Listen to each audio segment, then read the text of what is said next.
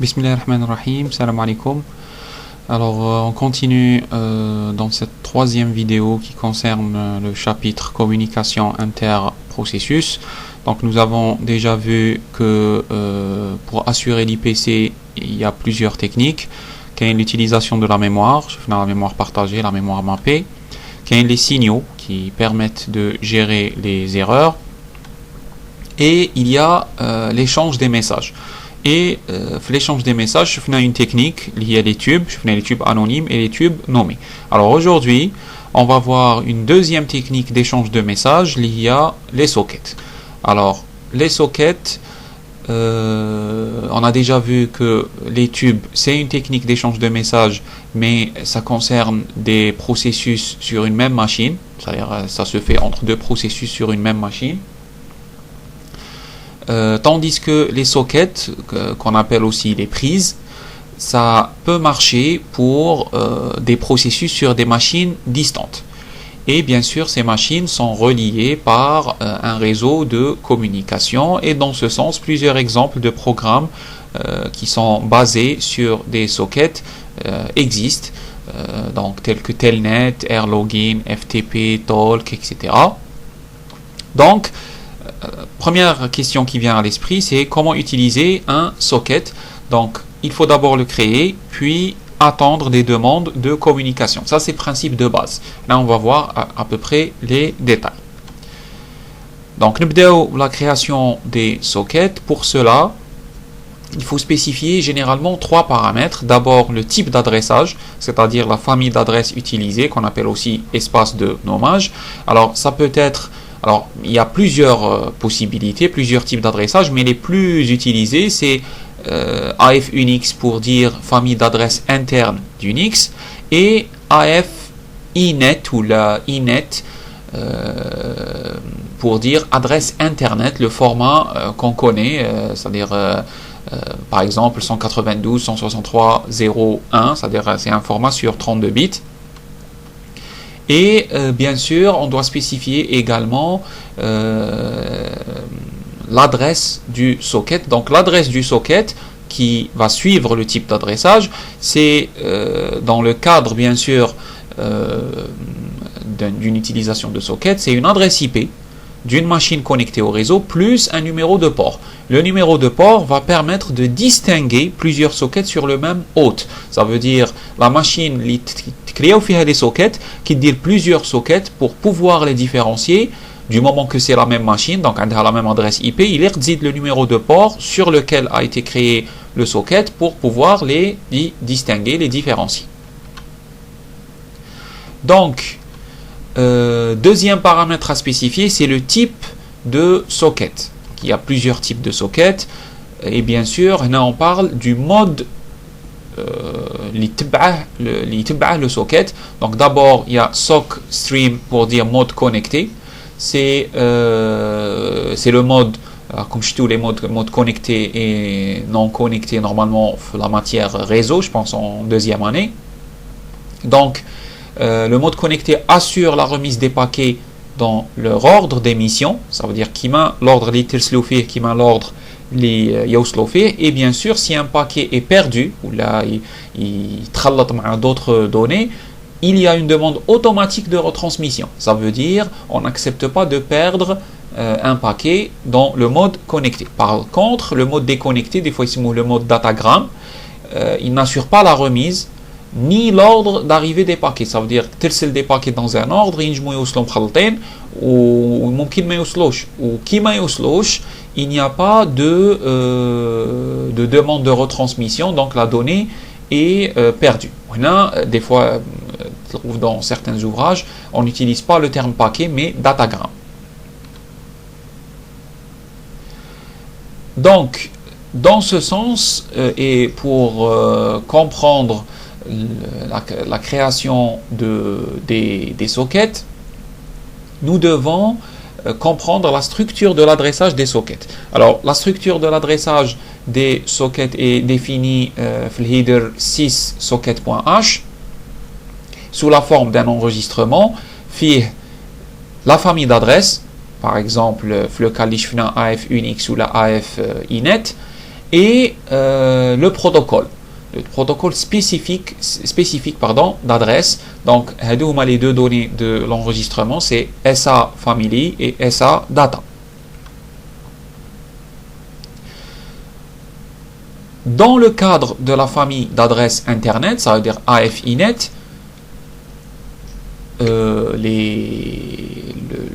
la structure d'adressage est spécifiée également dans le header netinet in.h de manière à ce que c'est spécifié sous la forme de 32 bits. Donc, c'est l'identificateur du réseau et de la machine hôte. On va le détail de l'adressage sur 32 bits, comme déjà chez FIN, les classes d'adresse IP, etc. en matière réseau. Et bien sûr, la structure d'adressage est spécifiée toujours netinet in.h en utilisant l'enregistrement, c'est-à-dire le struct soc adr in pour dire Internet, la famille AFINet, le port sur 16 bits, c'est le numéro de port, et 8 bits, SIN 0, qui sont inutilisés. Donc là, ça va spécifier les familles d'adresses et les marges d'adresses, si vous voulez, à travers. Donc ça concerne la famille d'adresses Internet. Alors, pour la création d'un socket, on utilise l'appel système socket. La forme générale TA, c'est socket avec les paramètres family, type et protocole. Donc, d'abord, les valeurs possibles de family, je vais les trois paramètres, on a la famille d'adresse, le type de socket et le protocole d'adressage spécifique. Pour la famille d'adresse, je fais AFUNIX, AFINet, Redrock, mais il y en a d'autres, par exemple AFNS, les adresses de Xerox, et AF IMP Link, c'est une famille spéciale pour certaines applications particulières. Pour le type de socket, on a SockStream et Sock, c'est-à-dire SockStream pour le mode connecté protocole TCP particulièrement, Sock DGRAM pour le mode déconnecté et le protocole UDP, et d'autres qui existent, par exemple SockRow, il est accessible uniquement par le super ou au super utilisateur, par le super utilisateur, et Sock SecPacket, le type n'est utilisable avec TCP ni avec UDP. Et en fin de compte, les protocoles. Alors, le champ protocole est le plus souvent nul, mais dans certaines applications, par exemple pour la famille AFINet, on doit spécifier le protocole. Donc, pour le SOC DGRAM, on a le protocole UDP, le SockStream, le protocole TCP, le SockRow ICMP. Des fois, pour SockRow, c'est le protocole ROW, et ainsi de suite. Donc, grosso modo, socket, l'appel système socket va retourner un entier appelé descripteur de socket, donc sockfd, et ce descripteur sera utilisé par la suite, nous allons voir, dans d'autres appels système. Deuxième appel système, c'est l'appel système bind qui va permettre de lier le socket à un point de communication. Donc, la forme générale, le descripteur du socket, c'est l'entier retourné par l'appel système socket, c'est-à-dire une fois le socket créé, il y a un descripteur, sockfd, bon, généralement appelé sockfd, l'adresse, un pointeur sur une adresse de protocole spécifique, et la taille de cette structure d'adresse. Donc, l'utilisation de bind selon sa structure peut se faire dans trois situations généralement. Première situation, le serveur enregistre son adresse auprès du système, et ensuite il indique que tout message reçu sur cette adresse le concerne et doit donc lui être fourni. Ça veut dire on transmet les messages reçus sur l'adresse spécifiée par le serveur. Deuxième situation, si une adresse donnée est enregistrée par un client, ça veut dire elle va lui être spécifique. Troisième situation, un client sans connexion doit vérifier une adresse unique que le système lui a affectée. Une fois cette adresse vérifiée, elle va être utilisée par les correspondants du client, c'est-à-dire le client l'adresse pour lui envoyer des messages. Ensuite, l'appel système connect, il permet de passer un socket à l'état connecté, de l'état déconnecté à l'état connecté, même en mode déconnecté, c'est-à-dire on peut l'utiliser même en mode déconnecté. En mode déconnecté, du moment que l'adresse du destinataire n'est pas spécifiée à l'avance, ça veut dire qu'il n'y a pas une connexion qui a été établie, il c'est un message de spécifier l'adresse du destinataire. Donc, si on utilise l'appel système connect en mode connecté, c'est très bien, mais si on l'utilise en mode non connecté, c'est bien aussi parce que ça permet de ne plus mentionner à chaque fois l'adresse du destinataire parce que grâce à l'appel système connect, cette adresse a été spécifiée. Donc la forme générale contient le descripteur du socket, un pointeur sur une structure d'adresse, c'est l'adresse de destination, et la taille de cette adresse. Encore l'appel système listen, ça veut dire écouter. C'est un appel système qui est généralement lancé suite aux appels socket et bind et juste avant accept. Alors cet appel système va mettre le socket en attente de connexion, c'est-à-dire à l'écoute. Sa forme générale nécessite le descripteur du socket et un nombre de connexions pouvant être mises en attente. Ça veut dire qu'il à l'écoute, il a déjà des demandes en attente. Donc généralement la valeur ne dépasse pas 5. Et ensuite l'appel système accept. Sa forme générale nécessite le descripteur du socket, un pointeur vers une structure d'adresse de socket qui n'est autre qu'un outil pour enregistrer l'adresse du client lorsqu'une requête est reçue et la longueur de cette structure d'adresse. Ce qui se passe avec l'appel système accept, c'est-à-dire comment il fonctionne, c'est simple. Qui a un socket qui est déjà à l'écoute, une fois l'appel accept lancé, on doit créer un nouveau socket connecté avec la destination spécifiée, bien sûr, et l'appelant, celui qui a fait l'appel accept, reçoit le descripteur du nouveau socket qui vient d'être créé et les futurs échanges avec le client vont se faire via ce nouveau socket. Parce que le socket, l'ancien, le socket initial, à l'écoute et il reste son destination, bien sûr, ouvert. Son destination est ouvert pour accepter des demandes antérieures. Donc, on a un socket initial à l'écoute.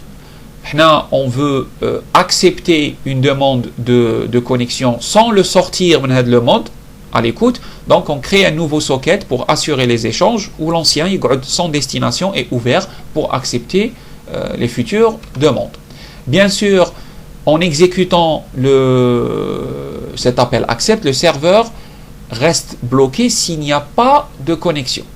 Si une demande de connexion est reçue, l'appel système accept va être terminé. Et bien évidemment, les demandes vont être gérées de deux façons. D'abord, l'approche itérative, dans cette approche, le serveur s'occupe du traitement personnellement en fermant le nouveau socket et en faisant appel de nouveau à l'appel accept pour obtenir la demande suivante. Ou encore l'approche parallèle, le serveur, pour ne pas s'occuper de ça, dire deux tâches en parallèle, va créer un processus fils en utilisant l'appel fork qui va traiter la demande et en fin de traitement, il ferme le nouveau socket et meurt. Et bien sûr, le serveur prend une dernière tâche, c'est fermer la copie du nouveau socket. Créer le nouveau socket ou un fils qui crée le fils. Qu'est-ce qui va se passer? on va avoir une copie identique de ce qui a été fait auparavant, le nouveau socket. Donc on doit fermer également la copie du nouveau socket et bien sûr invoquer un nouvel accept pour passer à la demande suivante. Bien sûr, les échanges via les sockets se font dans deux sens, émission des données et réception des données. Pour l'émission des données en mode connecté, on utilise send, write ou write v. Bien sûr, en mode connecté, pas d'adresse de destination parmi les arguments allège parce que ça a été spécifié lors de l'établissement de connexion. Et bien sûr, write v a la particularité qu'elle récupère les données depuis des cases mémoire non contiguës. Ça veut dire dispersées, donc on peut les récupérer à partir de write v. La write v si vous voulez. Donc les formes générales, les trois appels système sont expliqués. Le descripteur du socket, un pointeur sur un buffer qui représente les données à envoyer, le nombre de bytes, c'est-à-dire le nombre d'octets ou de caractères à envoyer, et bien sûr vect ES, c'est un pointeur vers un tableau de pointeurs également qui va permettre à l'appel système write-v d'extraire les données depuis des cases mémoire non contiguës. Donc c'est le message à envoyer. Et en fin de compte, LGR vect ES, c'est la longueur du tableau en question. Et enfin, des flags, ça veut dire des drapeaux de contrôle de la transmission. En mode non connecté, on utilise généralement send-to, qui est avec une adresse de destination indiquée. Sa forme générale est assez longue, il y a plusieurs paramètres, parce que en plus des paramètres li kanu عندنا في send-to, send-to d'ailleurs d'où l'appellation, غادي نرسلو une destination précise, il est l'adresse de destination avec la taille de cette adresse. Donc comme c'est long, au lieu de ça, on utilise send MSG qui a la forme générale simplifiée, le descripteur du socket, les flags et un enregistrement struct MESG qui va permettre de spécifier la structure d'adressage, la longueur, le vecteur d'entrée-sortie, les droits d'accès, etc. Donc ça nous fait éviter le grand nombre d'arguments de send-to. En termes de réception de données, c'est similaire, sauf que les noms يتبدلوا. Donc on a read v et rec v. Donc les formes générales c'est quasiment les mêmes avec quelques différences près. Donc read et rec v c'est les mêmes arguments que write et send. Read v c'est le même principe que write v, sauf que les données sont reçues et lues au lieu d'être modifiées et envoyées. Et bien sûr pour read v les données sont lues à partir de cases mémoire non contiguës. Pour le mode non connecté, donc ce qu'on a dit avant c'était le mode connecté. Pour le mode non connecté, on a rec v from, c'est l'équivalent de send to. Et bien sûr pour éviter la longueur de l'entête, on utilise rec v msg qui est basé sur le même principe que send msg. Et pour terminer, voici un exemple qui englobe à peu près tout. Donc d'abord la création du socket en utilisant l'appel système socket. Et ensuite la connexion au serveur. Donc vous pouvez lire le contenu de l'exemple. Donc c'est un exemple issu du site développé.com par monsieur Benjamin Roux.